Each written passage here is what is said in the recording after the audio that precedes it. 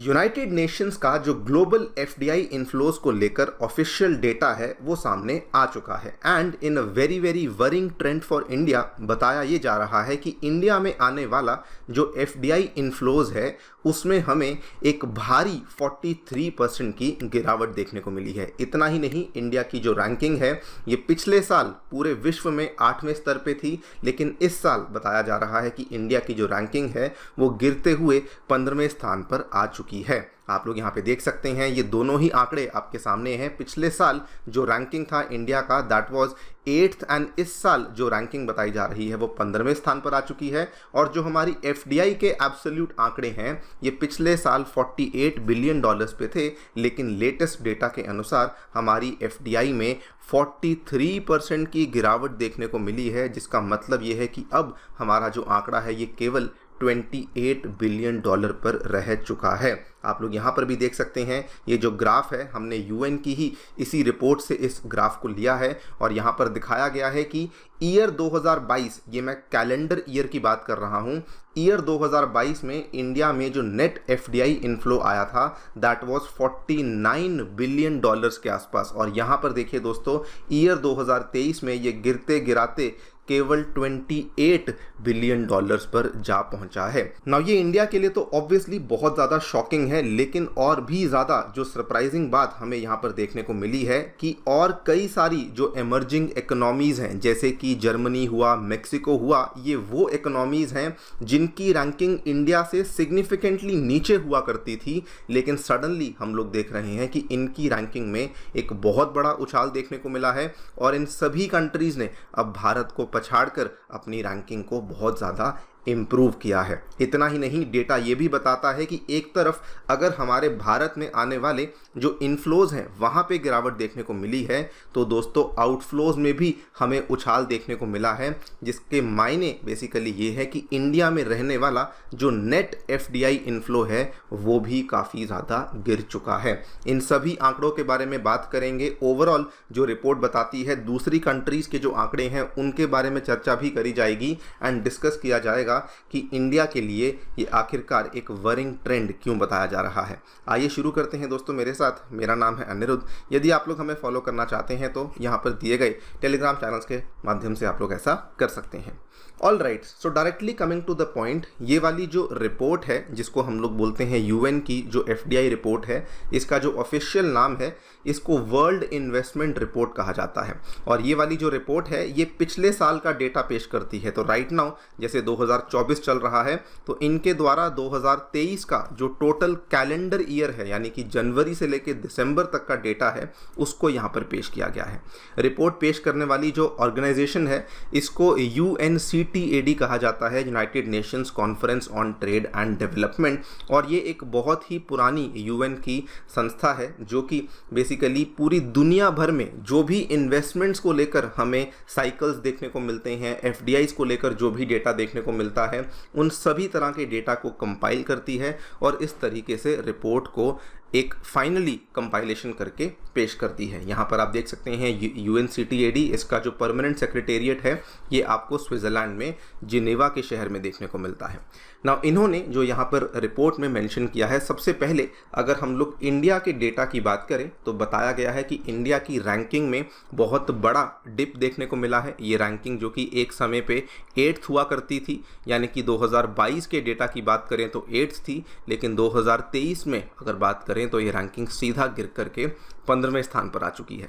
अगर हम लोग आंकड़ों की बात करते हैं तो ये भी जो कि एक समय $48 बिलियन हुआ करते थे 2022 में, ये भी गिरते गिराते आज की घड़ी में $28 बिलियन हो चुके हैं, यानी कि यहाँ पर हमें सिग्निफिकेंट 43% की गिरावट देखने को मिली है। ये वही वाला ग्राफ है जो कि मैंने आपको वीडियो की शुरुआत में दिखाया। प्रॉब्लम असल में यहाँ पर इसलिए बढ़ जाती है भारत के लिए क्योंकि इंडिया का रैंक तो यहाँ पे गिरा है, लेकिन और कई सारी इकोनॉमीज़ हैं जो कि पहले इंडिया की नीचे हुआ करती थी, लेकिन वो वाली इकोनॉमीज़ आज इंडिया के ऊपर मूव कर चुकी हैं। अगर मैं बात करूं ब्राज़ील और मेक्सिको की तो ये दोनों एमर्जिंग इकोनॉमीज़ हैं, इन्होंने भारत को यहाँ पे पछाड़ा है, और कनाडा और जर्मनी, जिनको कि हम लोग डेवलप्ड इकोनॉमीज़ मानते हैं, इन्होंने भी अब भारत को यहाँ पर पछाड़ दिया है। आपके सामने ग्राफ पेश कर रहा हूँ। कनाडा की इकोनॉमी को देखिए, 2022 में दोस्तों कनाडा में $46 बिलियन की एफडीआई आई थी, और ये इंडिया के $48 बिलियन से नीचे था। तो कनाडा में ज़रा सा उछाल आया है, 46 से बढ़ते हुए ये 50 बिलियन पे पहुंची है, लेकिन चूंकि भारत में बहुत बड़ी गिरावट आई है तो कनाडा ने भारत को यहाँ पर पछाड़ दिया है। सिमिलरली अगर मैं जर्मनी की बात करता हूँ, जर्मनी में ओवरऑल ही एफडीआई बहुत ज़्यादा देखने को नहीं मिलती थी। 2022 में ये आंकड़ा लगभग 30-31 के आसपास था, लेकिन 2023 में ये आंकड़ा बढ़ते हुए 36 पे आ चुका है। एंड सेम प्रॉब्लम, चूंकि इंडिया में बहुत ज़्यादा गिरावट देखने को मिली है तो जर्मनी ने भी अब भारत को यहाँ पर आराम से पछाड़ दिया है। वहीं पे मेक्सिको की बात करते हैं तो मेक्सिको में भी एफडीआई में बहुत चेंज देखने को नहीं मिला 2022 की तुलना में, लेकिन अगेन क्योंकि भारत ने बहुत बड़ी गिरावट देखने को मिली तो मेक्सिको का भी जो आंकड़ा है वो इफेक्टिवली भारत से ऊपर हमें देखने को मिल जाता है। यहाँ पर आप लोग देख सकते हैं, ये जो नया डेटा है उसको पेश किया गया है। ध्यान से देखिए, जर्मनी पिछले साल 2022 में 17th रैंक पे थी, लेकिन इस साल दोस्तों जर्मनी 8th रैंक पे आ चुकी है। मेक्सिको पिछले साल 12वें स्थान पर थी, एफडीआई में कोई बदलाव नहीं आया, लेकिन क्योंकि बाकी इकोनॉमीज़ में गिरावट आई है तो इसलिए मेक्सिको का रैंक अब बढ़कर के 9th हो गया है। सिमिलरली अगर हम कनाडा की बात करते हैं, पिछले साल 9वें स्थान पर थी, इस साल बढ़कर के 6ठे स्थान पर आ गई है, और ब्राज़ील ने काफ़ी लोगों को सरप्राइज़ किया है, 6ठे स्थान पर थी, 5th स्पॉट पर यहाँ पर देखने को ब्राज़ील मिल रहा है। और इंडिया की बात करें, इंडिया पहले जो कि 8वें स्थान पर था वो सीधा गिरते हुए अब 15वें स्थान पर जा पहुंचा है। वैसे आपको बता दूं कि ओवरऑल अगर आप डेटा देखते हैं तो जो टॉप 4 कंट्रीज़ हैं वो अभी भी आपको वही देखने को मिलती हैं। पहले भी नंबर 1 पे अमेरिका था, 2 पे चाइना था, 3 पे सिंगापुर था, 4 पे हांगकांग था, और इस साल भी हमें वहाँ पर किसी प्रकार की कोई भी चेंजेस देखने को नहीं मिले हैं। हालांकि रिपोर्ट ये बोलती है कि काफ़ी सरप्राइजिंगली चाइना में हमें एफडीआई में गिरावट देखने को मिली, लेकिन उसके बावजूद भी जो चाइना की रैंकिंग है वो अभी भी नंबर 2 पर ही देखने को मिल रही है। लेकिन ओवरऑल रिपोर्ट ने ये मेंशन किया है कि जो डेवलपिंग पार्ट है एशियन कॉन्टिनेंट का, जो डेवलपिंग कंट्रीज़ आती हैं जैसे कि इंडिया हुआ, चाइना हुआ, बहुत सारी जो वेस्ट एशिया के देश हुए, खाड़ी के देश जिनको हम कहते हैं, इवन यहाँ तक कि जो हमारे साउथ एशिया में आने वाले और देश हैं, उन सभी देशों में हमें ओवरऑल एफडीआई में गिरावट देखने को मिली है। ओवरऑल हमें 8% की गिरावट देखने को यहाँ पर मिली है। यहाँ पर लिखा गया है, sizeable declines were recorded in India and in west and in the central Asia. Report ने स्पेसिफिकली मेंशन किया है कि केवल साउथ ईस्ट एशिया के जो देश हैं, जिनको हम लोग आसियान के देश बोलते हैं, बस वहाँ पर हमें कुछ ज़्यादा गिरावट देखने को नहीं मिली है। फर्दर रिपोर्ट ने यह भी मेंशन किया है कि इंडिया के लिए वरिंग ट्रेंड इसलिए भी बन जाता है क्योंकि एक तरफ जो भारत में आने वाला पैसा है वो तो कम है ही, लेकिन जो भारत से जाने वाला पैसा है वो भी यहाँ पर बढ़ रहा है। यहाँ पर दोस्तों भारत की रैंकिंग में इम्प्रूवमेंट देखने को मिली है। पिछले साल भारत की रैंकिंग जो थी वो 23 पे थी, लेकिन इस साल भारत की रैंकिंग 20th पर आ चुकी है, और ये अपने आप में ख़राब बात है। यानी कि जो अमाउंट ऑफ आउटफ्लोज हैं वो पिछले साल $13 बिलियन पे थे, इस साल वो बढ़कर के $15 बिलियन पे आ चुके हैं। ये ख़राब बात इसलिए है बिकॉज अगर आप नेट एफडीआई देखेंगे, इनफ्लोज माइनस आउटफ्लोज, तो वो आंकड़ा और भी ज़्यादा कम हो जाता है, और इसीलिए ये भारत के लिए काफ़ी ज़्यादा वरिंग ट्रेंड बन जाता है। बल्कि इस चीज़ को लेकर पिछले महीने की ही बात है, आरबीआई का एक डेटा सामने आया था जिसमें कि उन्होंने एक बहुत ही वरिंग ट्रेंड को पेश किया था।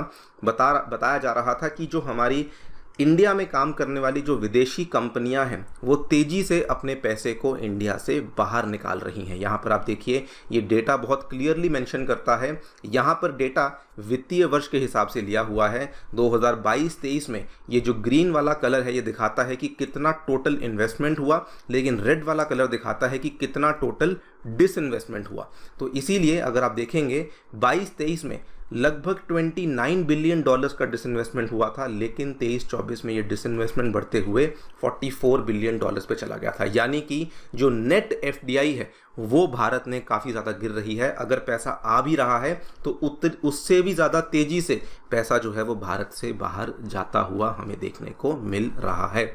और यहाँ पर आरबीआई ने इस डेटा में मेंशन किया है कि this is also the highest amount जो कि फॉरेन कंपनीज के द्वारा एक सिंगल फाइनेंशियल ईयर में इंडिया से बाहर ले जाया गया है। आप लोग देख सकते हैं इतना बड़ा अमाउंट इंडिया से बाहर कभी भी हमें जाता हुआ देखने को नहीं मिला, जो कि 2023-24 में देखने को मिला था। सो ओवरऑल इंडिया के लिए एफडीआई के पॉइंट ऑफ व्यू से बहुत अच्छे आंकड़े सामने नहीं आए हैं। जानने से पहले बताना चाहूँगा कि 2023 के एग्जामिनेशन में अनअकैडमी के लर्नर्स के द्वारा बहुत ही शानदार परफॉर्मेंस करके दिखाया गया है दोस्तों। टॉप 10 में 4 लर्नर्स, पूरी लिस्ट में 300 से भी अधिक लर्नर्स ऐसे थे जो कि अनअकैडमी के साथ जुड़कर अपनी तैयारी को कर रहे थे। आप भी अपनी तैयारी हमारे साथ जुड़ के शुरू कर सकते हैं। हमारे सेंटर्स नई दिल्ली के करोल बाग में, नई दिल्ली के मुखर्जी नगर में और उत्तर प्रदेश के प्रयागराज में आ चुके हैं। इन सभी सेंटर्स में हम लोग आपके लिए जीएस कोर्सेज और अब हम लोग आपके लिए जो ऑप्शनल कोर्सेज हैं उनको भी करोल बाग के सेंटर में लेकर आ चुके हैं। अगर आप लोग इन सेंटर्स में आकर के अपनी आपको एनरोल करवाते हैं तो जीएस के साथ साथ CSAT, essay writing, current affairs coverage, educator interaction, 1:1 mentorship, सभी चीज़ें अवेलेबल करवाई जाएंगी। कोई भी डाउट है सेंटर्स को विजिट कर सकते हैं या फिर नीचे दिए गए फ़ोन नंबर्स पर आप लोग फ़ोन भी कर सकते हैं।